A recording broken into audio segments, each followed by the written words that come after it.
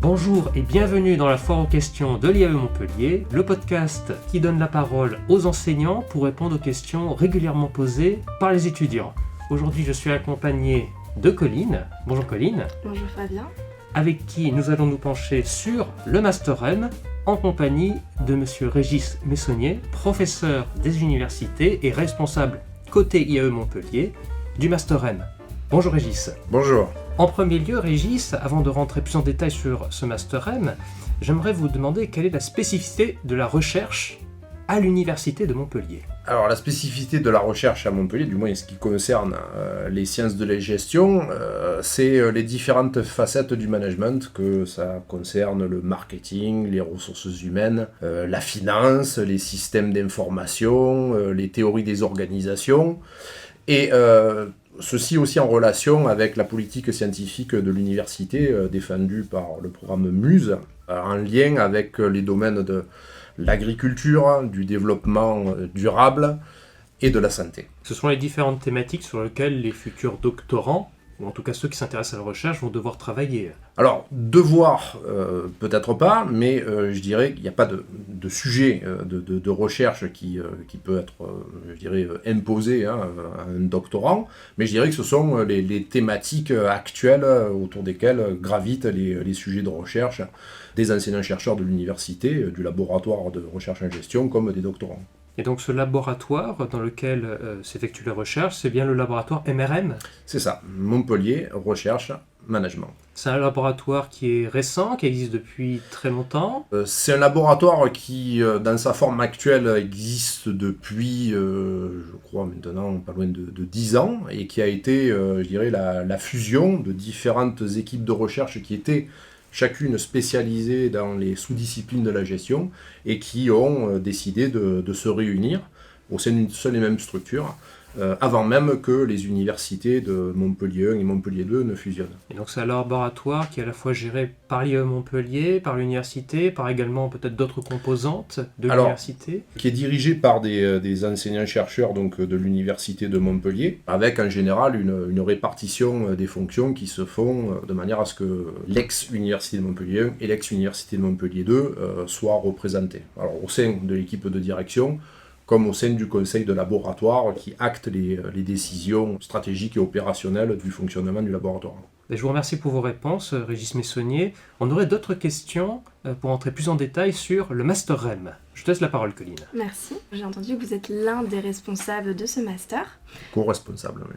Avec ma collègue Florence Palpacuer de MoMA. Donc ce master est en collaboration avec d'autres entités, donc. C'est un diplôme qui est co-dirigé par MoMA et par l'IAE de Montpellier. Est-ce que vous pouvez nous en dire plus, notamment sur les cours, le volume d'enseignement ? Alors, le master recherche en management, c'est déjà un master qui s'adresse aux étudiants montpelliérains inscrits en gestion et qui souhaitent poursuivre leurs études en thèse, donc et qui souhaitent faire un doctorat en sciences de gestion. C'est ce qu'on appelle un master secondaire, c'est-à-dire que c'est un master que les étudiants qui suivent actuellement un master deuxième année effectuent en plus de leur cours, pour se préparer justement à l'exercice du doctorat, s'ils souhaitent poursuivre effectivement en thèse par la suite. En termes de volume, c'est 100 heures de cours à suivre, donc en complément des cours de leur master principal. Des cours qui vont les préparer sur déjà la construction de leur projet de recherche, de leur projet de thèse, préparer justement sur leur sujet, sur les questions, sur les investigations scientifiques qu'ils souhaitent poursuivre. C'est des cours qui portent également sur les méthodologies scientifiques que l'on mobilise lorsque l'on fait une thèse de doctorat, ou d'une manière générale lorsqu'on fait une recherche en sciences de gestion. Alors des méthodologies qui peuvent être quantitatives, qui peuvent être qualitatives, qui peuvent être un mix des deux. Et c'est également des cours qui les aident à se positionner sur ce qu'on appelle les bases épistémologiques sur lesquelles un travail de recherche doit se fonder. Pour faire bref, c'est en gros de réfléchir sur qu'est-ce que la recherche, quel est le statut scientifique de la connaissance que je vais produire, et quelque part, quelle est la finalité qui est poursuivie au travers de mon travail. De ce que je comprends bien, c'est qu'ils vont acquérir des méthodologies pour pouvoir effectuer leur recherche au doctorat. Est-ce qu'il y a d'autres compétences, notamment dans les soft skills, par exemple, qu'ils pourront acquérir à la fin de ce master ? Alors déjà, les qualités, c'est les bases qui vont être nécessaires pour démarrer un doctorat, et donc quelque part d'être déjà opérationnel dès que commence l'inscription en thèse. D'accord ? L'école doctorale de Montpellier propose des volumes, bien sûr, d'enseignement aussi, d'accord ? Et on ne cherche pas du tout à se substituer à ce que fait l'école doctorale, on cherche simplement à anticiper ce travail-là et permettre déjà aux étudiants qui démarrent leur thèse d'avoir déjà des outils méthodologiques et autres pour démarrer leur investigation. Ensuite, je dirais que le Master M développe les capacités peut-être d'analyse critique concernant des travaux existants en recherche. D'être capable de percevoir les limites des connaissances actuelles sur un domaine, sur une facette particulière de la gestion, en lien bien sûr avec leur projet de recherche, et de percevoir, d'être capable de critiquer des théories existantes qui permettent d'interpréter un phénomène particulier dans le cadre de la gestion. Une capacité de lecture, d'analyse et de réflexion qu'un master, je dirais, traditionnel, professionnel, ne va pas forcément faire, puisque l'objectif derrière n'est pas le même. Quelle serait la plus-value de ce master ? Pourquoi un étudiant choisirait celui-ci plutôt qu'un autre ? Déjà, un avantage pour les étudiants, étant donné qu'il s'agit d'un master secondaire, c'est qu'ils obtiennent 2 masters à l'issue de la fin de leur cycle d'études. Donc, ça fait une ligne de plus, on va dire, sur un curriculum vitae.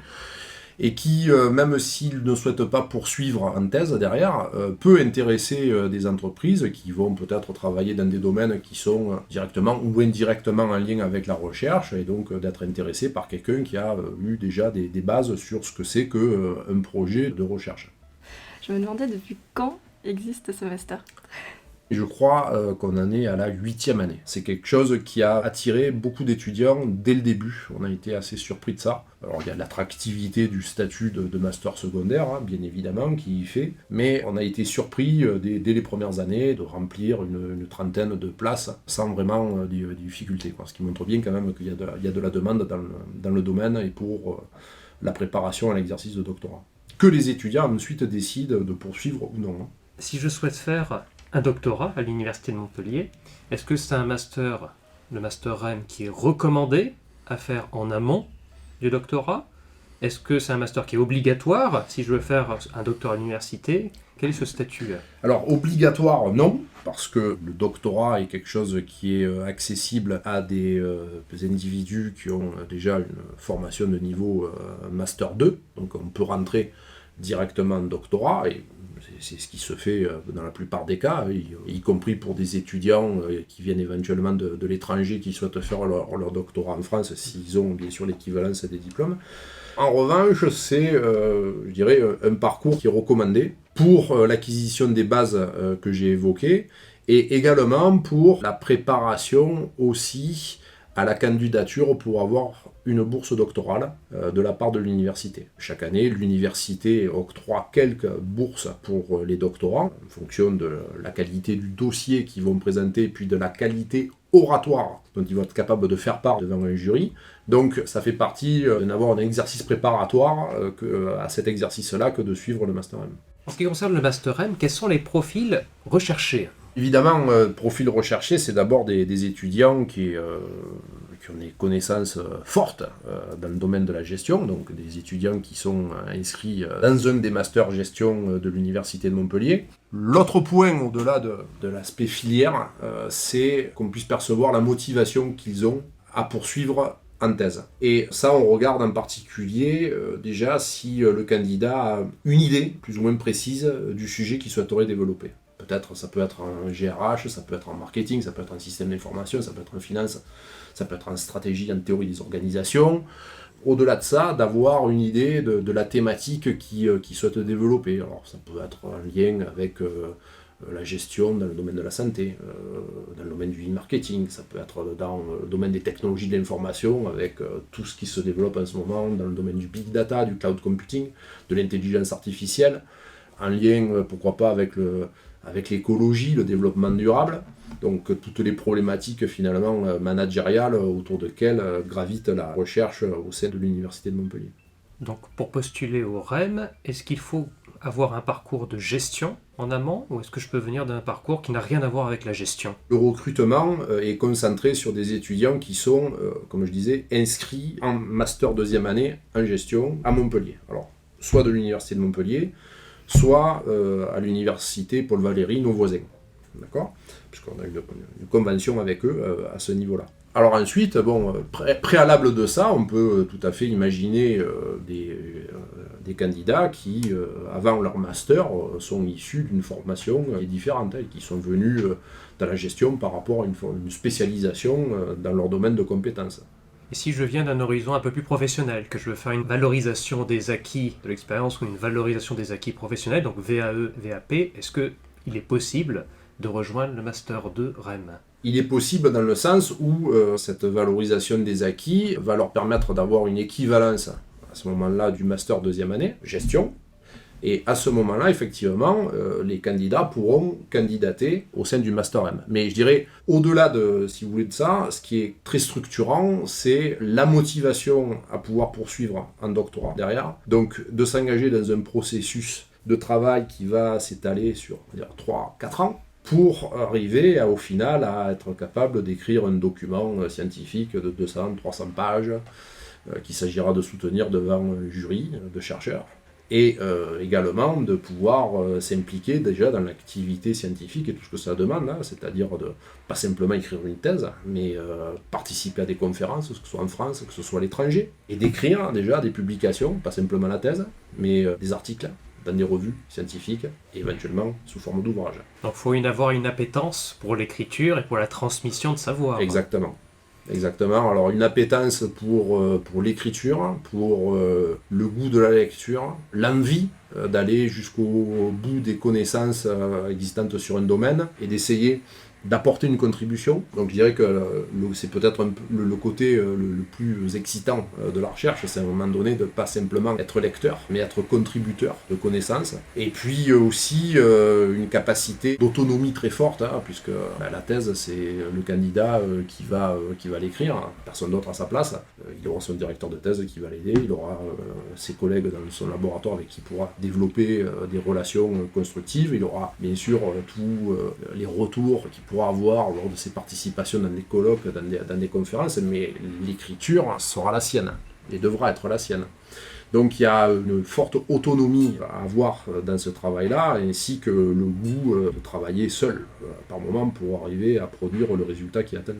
Est-ce qu'il y a une attention qui est portée sur le niveau de langue, puisqu'on parlait tout à l'heure que la recherche n'est pas juste nationale, c'est international, on est amené à travailler à l'étranger. Est-ce que le niveau de langue est très important? Plus que très important. En anglais du moins. Oui, on parle de l'anglais, alors même s'il y a des débats là-dessus sur la primauté de la langue anglaise dans la recherche, cela reste une nécessité de fait, je dirais, puisque plus de 90% des publications scientifiques qui sont écrites en langue anglaise. Donc il faut connaître l'anglais, il faut savoir le lire et puis il faut savoir le parler, puisque une bonne partie aussi de la production se fait dans le cadre de conférences où on échange, on interagit avec un public international et avec une langue internationale bien sûr qui est l'anglais. En ce qui concerne les notes, les appréciations scolaires en amont, est-ce qu'elles sont déterminantes ou est-ce que c'est plutôt finalement la motivation, le projet de l'étudiant qui va être déterminant? C'est les deux, bien évidemment, sachant que au plus il y aura de candidatures dans le diplôme, au plus on sera naturellement sélectif par rapport au niveau.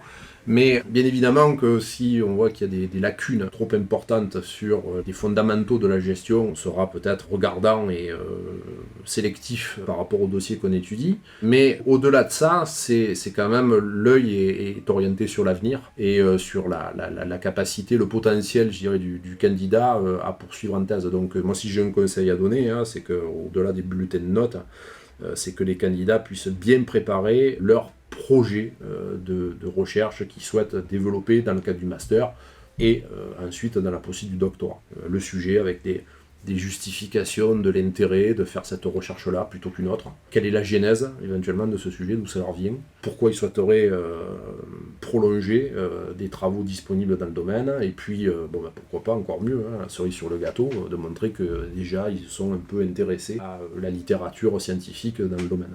C'est pas un master qui recrute sur examen, c'est Non. sur dossier. C'est sur dossier. Et ensuite, je suppose, entretien. Non. Non, pas d'entretien. Non, pas d'entretien. Dans la mesure où l'oral, c'est quelque chose qui va se développer dans le cadre du master, sur la manière avec laquelle on est capable de faire sens de son projet de recherche, et avec, je dirais, d'autres codes que ceux qu'on a peut-être l'habitude d'utiliser lorsqu'on est dans des formations plus professionnelles. Et ce qui prime dans la recherche, c'est d'abord la valeur de l'écrit. La qualité d'écriture et la capacité, je dirais, d'argumenter et de faire sens de choses, mais autrement que par ce que j'appelle des arguments tarte à la crème. Le fait qu'on est très très très motivé pour faire quelque chose, le fait qu'on est capable de s'adapter, qu'on fait preuve de flexibilité, d'autonomie. Chez nous, ça ne marche pas comme ça. Ces choses-là, on doit être capable de les percevoir par rapport à la qualité de l'écriture que l'on mobilise pour retranscrire un projet qui nous tient à cœur. Je suppose que tout cela va se refléter dans la lettre de motivation, avec un discours clair et distinct. Bien évidemment. Un discours qui est clair et éloquent.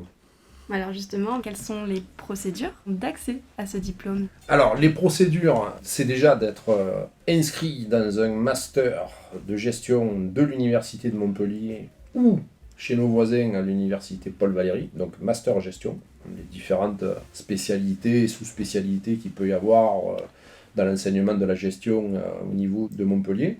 Ensuite, c'est d'établir son dossier en fonction des éléments que les étudiants retrouvent sur e-candidat, donc la plateforme de candidature. En général, les candidatures sont ouvertes au mois de septembre. Ensuite, les dossiers sont analysés en général fin octobre et la rentrée se fait début novembre en général. Fin octobre, début novembre, ça dépend des années. Alors si on prend mon cas, actuellement je suis étudiante en Master 2 en e-marketing. Est-ce que moi je pourrais accéder à ce master ? Si on était au mois de septembre, je me disais je suis inscrite donc dans mon master de e-marketing, est-ce que je peux postuler ? Je vous dirais oui, puisque vous êtes dans un master gestion de l'université de Montpellier et ce faisant, vous avez le droit de monter votre dossier dans un projet de poursuite en doctorat. D'accord. Et dans le cas où après mon master 2, je viens de le finir, et je me dis, j'ai envie de faire un doctorat, mais on me conseille quand même le Master M. Est-ce que je pourrais le faire juste après mon Master 2 ? Alors, ça s'est déjà produit, donc on peut le faire, mais je dirais que ce n'est pas quand même la voie royale, puisque évidemment que sont prioritaires les étudiants qui sont actuellement en Master 2, puisque comme je le disais, la finalité du Master, c'est de pouvoir préparer déjà des étudiants au doctorat et qu'ils soient opérationnels dès la première année, dès le début de la première année, sans attendre que le doctorat soit déjà entamé.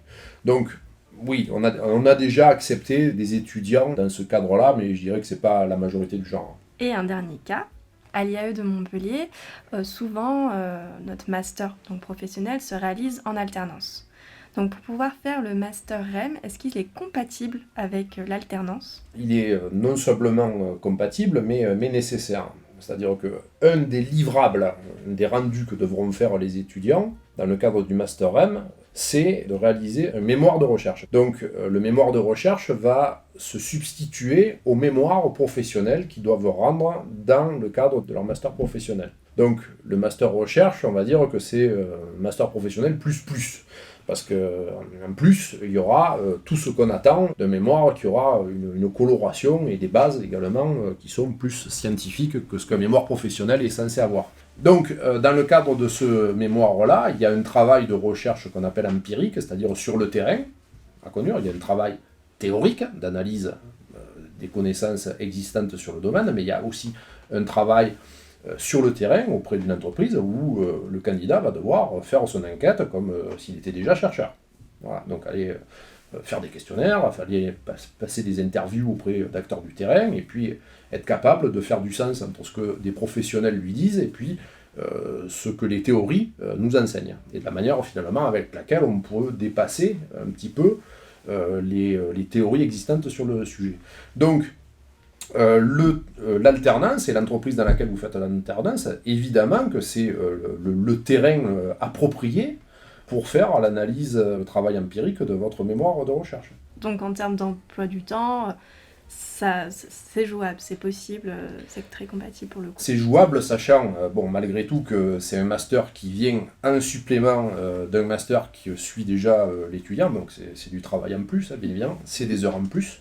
C'est la raison pour laquelle les cours du Master M sont étalés toute l'année sur des créneaux 17-20 heures, à raison d'1 jour par semaine la plupart du temps, parfois 2 jours. Et en plus de ça, maintenant, les cours se font à distance, par Zoom, pour permettre justement de pallier les problématiques de déplacement ou de disponibilité en temps et en heure que peuvent avoir les étudiants. Sachant que ces cours sont aussi pour la plupart enregistrés et disponibles en ligne. Donc on a un master finalement qui s'adapte à un petit peu toutes les situations, à toutes les contraintes que peuvent rencontrer un étudiant. Et à ce propos, dans la mesure où quand on réalise un Master 2, on doit écrire un mémoire, dans la mesure où avec le Master M, on rentre dans une logique de double master, est-ce que j'ai 2 mémoires à produire ou un seul en fin de compte? Non, il n'y en a qu'un à produire. Le mémoire de recherche vient se substituer au mémoire professionnel. L'étudiant ou l'étudiante ne rend qu'un seul document. Alors il va le rendre au responsable de son diplôme principal et il va le rendre également au responsable du Master REM. Du coup, il n'y aurait qu'une soutenance, et la soutenance, elle fera avec les 2 responsables. Pas forcément avec le responsable du Master REM, mais en général, lorsqu'on est dans un cas de figure comme celui-ci, le tuteur principal du mémoire est également un enseignant-chercheur qui intervient dans le Master REM. Vers quel métier conduit le REM? Vers quel débouché? Déjà, le REM a pour vocation de préparer au doctorat. La question derrière, c'est de savoir quels sont les métiers qui sont associés à la recherche. Alors bien évidemment, il y a ce pourquoi historiquement le doctorat a été fait, la carrière d'enseignant-chercheur, que ce soit à l'université, que ce soit dans une école de commerce, que ce soit dans une école d'ingénieur. On va dire que ça, c'est la filière traditionnelle et principale. Mais au-delà de ça, il ne faut pas oublier également toutes les débouchés qu'il peut y avoir dans le secteur privé, alors que ce soit déjà dans les laboratoires ou les centres de recherche d'entreprises privées, de grands groupes, que ce soit aussi dans tout ce qui est cabinet d'études, d'enquête, avec des gens qui font des recherches, qui font des investigations, des instituts de sondage, qui utilisent aussi des méthodologies de recherche qu'on voit dans le master, mais également on voit aussi de plus en plus maintenant des entreprises qui, sur certains postes stratégiques, que ce soit des conseillers, des consultants, sont intéressés par justement le côté analyse scientifique que procurent des formations à la recherche. Donc l'enseignement et la recherche au sein d'une université ou d'une école n'est pas du tout la seule vocation.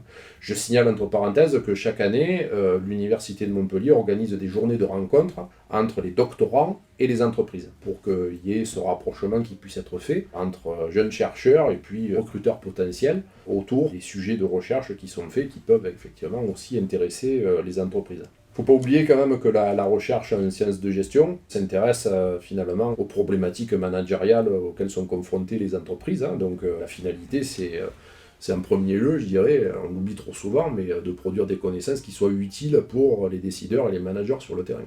Par les publications et puis par d'autres accès, puisque il n'est pas évident que le chef d'entreprise lambda ait sur sa table de chevet les revues scientifiques de premier rang. Mais il y a d'autres manifestations. Il y a ce qu'on appelle des revues de vulgarisation qui cherchent justement à établir davantage ce lien avec le monde professionnel. Il y a des séminaires et des colloques qu'adressent les chercheurs qui s'adressent plus précisément aux professionnels. Donc il y a bien d'autres façons aussi de se rapprocher du terrain. Pour conclure, j'aimerais que vous nous parliez un peu, si vous avez des conseils ou des recommandations pour les futurs candidats potentiellement intéressés par ce Master M. Les conseils, c'est d'être à peu près certain, voire certain, de vouloir faire un doctorat derrière. Comme je disais, c'est un processus qui est long, 3-4 ans, 200-300 pages à écrire. C'est un travail qui est passionnant, qui est très intéressant, qui va vous amener à être exposé à des connaissances et développer vous-même des connaissances que par d'autres moyens vous n'auriez pas forcément fait. On est vraiment très très autodidacte. Ensuite, c'est quand même un travail qui se fait seul. Il y a des moments de solitude dans une thèse, il y a des moments de découragement, Il y a des moments de motivation, de remotivation, donc il faut être capable de gérer un cycle de motivation et de démotivation. Ce qui est un processus naturel finalement de création de connaissances, puisque la recherche, ça nous amène quelque part à réfléchir différemment par rapport aux méthodes qui nous ont été enseignées par le passé. Donc je dirais que le premier point, c'est ça, c'est d'être à peu près convaincu de sa propre détermination à faire ce diplôme-là, plutôt que simplement essayer comme ça, quitte à abandonner au bout d'un an ou deux. L'autre conseil, c'est aussi d'être capable d'intéresser les personnes auxquelles on va s'adresser, que ce soit les professeurs, ou que ce soit éventuellement par la suite un potentiel directeur de thèse. Ça ne se fait pas d'aller voir un chercheur comme ça, et puis de lui expliquer qu'on est motivé pour faire une thèse en venant les mains vides. Pour un directeur de thèse, si vous voulez suivre quelqu'un, c'est une collaboration, c'est un tutorat bien particulier. C'est une relation 1 à 1 et sur 3-4 ans. Donc il y a une question d'affinité entre les personnes qui est évidente, et pour que cette affinité elle soit nourrie, il faut qu'il y ait au moins un intérêt commun entre le doctorant et puis le directeur de thèse sur le travail qu'on va faire ensemble, sur l'intérêt du sujet. Donc il faut, je dirais, déjà bien réfléchir sur le sujet qu'on a envie de développer, parce que si on n'est pas passionné au moins par ce sujet-là, ça risque quand même d'être problématique d'y travailler pendant 3-4 ans dessus, et puis peut-être aussi de s'intéresser aux connaissances existantes sur le sujet, aux théories existantes, et puis peut-être si on veut solliciter la tutelle d'un enseignant-chercheur dans une direction de thèse, s'intéresser peut-être à ce que lui-même a écrit et publié sur le sujet. Voilà les 2 points centraux qui sont importants. Ensuite, il y en a un troisième qui est plus une qualité, c'est de considérer que les théories qui sont existantes sur le sujet, elles sont là pour être remises en question. La recherche, elle ne doit pas se satisfaire des connaissances qui sont déjà disponibles. Le but du jeu, c'est de faire avancer le débat et de les remettre en question. Donc il ne faut pas être dans une logique de consommation de théories, il faut être dans une logique de critique des théories. Donc il faut être capable bien sûr de comprendre ce dont on parle, mais de voir également, par rapport peut-être à d'autres lectures qu'on a eues en même temps, finalement, quelles sont les limites que l'on peut voir à ce travail-là, et puis de quelle manière on peut les compléter. Alors justement, vous avez parlé des directeurs de thèse. Est-ce que vous avez d'autres conseils justement pour trouver ce directeur de thèse? Comment l'aborder? Alors faire le Master M, parce que justement, c'est aussi indirectement un des avantages de ce genre de formation, c'est que les enseignants-chercheurs qui interviennent peuvent découvrir des profils qui sont intéressants, et puis les cours, c'est le cadre d'échange justement, et de voir quelles sont les thématiques que les candidats souhaitent développer, et puis aussi le niveau d'affinité ou de complicité qu'on peut avoir à un moment donné avec un étudiant. Donc je dirais que ce cadre-là est intéressant. Il y en a un autre après que moi j'aurais tendance à valoriser, c'est lorsqu'on envisage de poursuivre en thèse, d'aller voir comment les chercheurs fonctionnent dans le laboratoire. Donc de se faire inviter à des réunions de recherche des différents groupes. Donc ça c'est tout à fait possible là au sein de MRM. MRM est structuré en différents groupes de recherche qui correspondent aux différentes sous-disciplines de la gestion, et on peut tout à fait, lorsque on est dans le Master M ou qu'on souhaite poursuivre un doctorat, demander s'il est possible de participer à des réunions. Donc les réunions se font une fois par mois.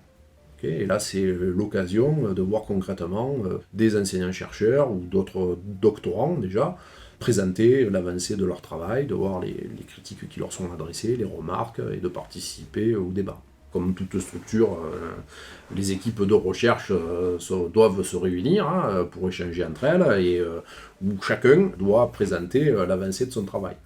Ça c'est une tradition, c'est-à-dire si on a un projet de publication, bien sûr de thèse, mais également d'articles, de conférences, etc., avant de le soumettre, on doit le présenter aux membres de l'équipe, de manière à ce qu'ils puissent bénéficier, on va dire, des discussions croisées à l'intérieur du groupe.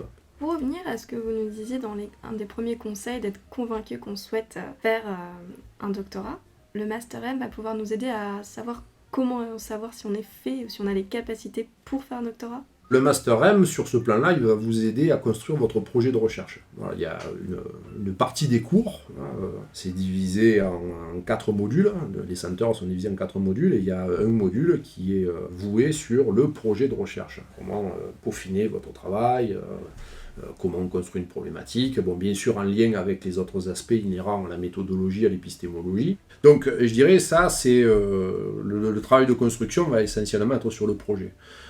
Ensuite, je dirais que savoir si vous êtes fait pour être dans la recherche, il ne faut pas attendre de nous que ce soyons nous qui vous le disions. C'est une décision qui vous est propre. On n'est pas là pour décider à votre place. En revanche, par rapport aux éléments que vous aurez pu étudier au cours de ces 100 heures, vous serez à même vous-même de décider si vous êtes fait pour ça ou pas, dans le sens où vous êtes prêt à assumer une charge de travail sur 3-4 ans dans le domaine. On a dit que pour faire un doctorat, et même avant s'engager dans le Master M, il y a tout un processus de réflexion de la part de l'étudiant.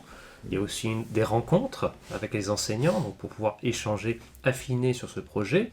En ce qui concerne vos domaines de recherche, à vous en particulier, est-ce qu'il y a un sujet sur lequel vous travaillez actuellement ou sur lequel vous portez une très grande attention ? Je suis chercheur dans le domaine des systèmes d'information, donc ce qui touche à la manière avec laquelle les technologies de l'information sont implémentées, utilisées au sein des organisations, comment elles modifient les modes organisationnels des entreprises. Et moi, je travaille dans ce domaine-là plus précisément sur des aspects qui relèvent plus de la complexité, on va dire, organisationnelle et humaine, sur les résistances au changement. Donc, la manière avec laquelle certains acteurs dans une organisation vont pouvoir s'approprier de nouvelles façons de travailler au travers des technologies de l'information. Comment d'autres vont résister à ça. Bon, au premier chef vont paraître hostiles et voir de quelle manière justement ces réactions évoluent dans le temps. Voilà. Sachant que moi je pars du postulat selon lequel les résistances qui sont exprimées envers un projet système d'information bien souvent cachent des problématiques et des malaises qui sont plus profonds au sein des organisations et que c'est finalement des projets qui ne sont que des exutoires, des formes d'insatisfaction de la part des employés. Donc si on veut avoir une analyse qui est un petit peu plus profonde de la chose, il ne faut pas se contenter simplement d'analyser le projet système d'information en tant que tel.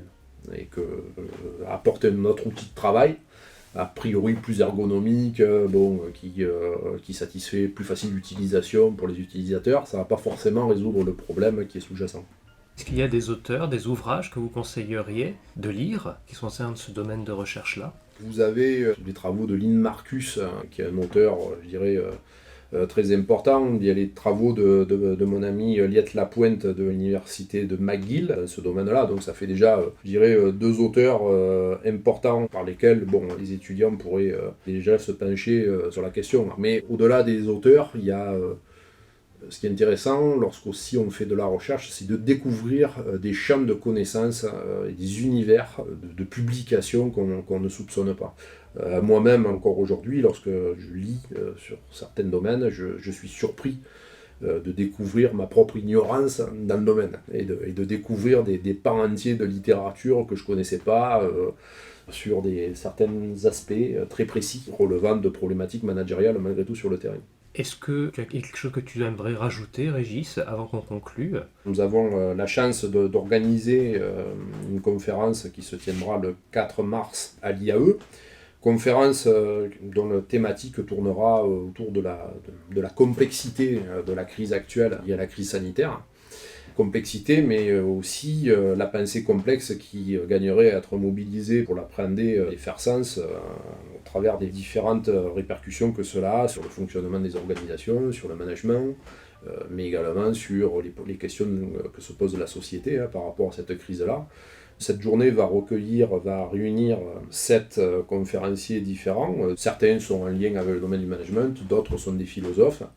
Et nous aurons la chance d'avoir parmi nous Edgar Morin qui, malgré ses 100 ans que nous avons célébrés cette année, sera avec nous pour faire part, bien sûr, de la richesse de sa réflexion dans le domaine. Donc c'est un événement pour lequel j'invite mes collègues et également les étudiants, chercheurs ou pas. L'objectif n'est pas de se focaliser, de se concentrer sur cette frange intellectuelle des chercheurs, mais au contraire, justement, de s'adresser au public le plus large. Donc ça se passera à l'IAE le 4 mars. Ceux qui ne pourront pas être là pourront y assister sur Internet, puisque les interventions seront diffusées et enregistrées. La dernière chose que je voudrais dire, c'est sur la qualité du métier de chercheur. J'aurais tendance à conseiller à ceux qui ont envie de se lancer dans cette folle aventure de la recherche, de la faire. De la faire parce que on ne voit plus, on n'apprend plus les problématiques de la même manière. Après, on découvre d'autres façons de réfléchir. Donc je trouve que c'est au-delà des connaissances théoriques qu'on acquiert, c'est, je dirais, une embellie de l'esprit, si j'ose dire. Et ensuite, pour moi, la recherche, ça reste le meilleur métier du monde. La recherche et l'enseignement. C'est un métier qui est contraignant, hein, qui est difficile. Par contre, il y a une qualité dont témoigneront la plupart de mes collègues. Ça en tient un mot, c'est l'autonomie. L'autonomie.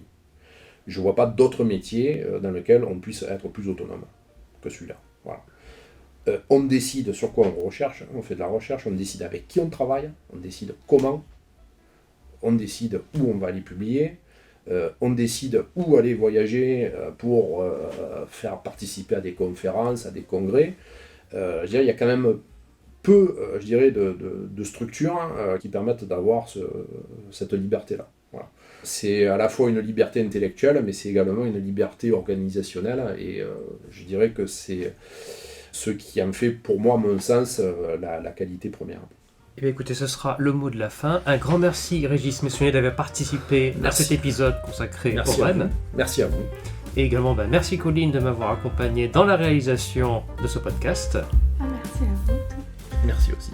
Vos questions, chers auditeurs, sont attendues sur les réseaux sociaux ou encore sur notre site web où se trouvent les contacts pour contacter Monsieur Messonnier, mais également la communication que je représente. Dans l'attente du prochain épisode, je vous souhaite une bonne journée, vous remercie de votre attention et vous dis à bientôt. Au revoir.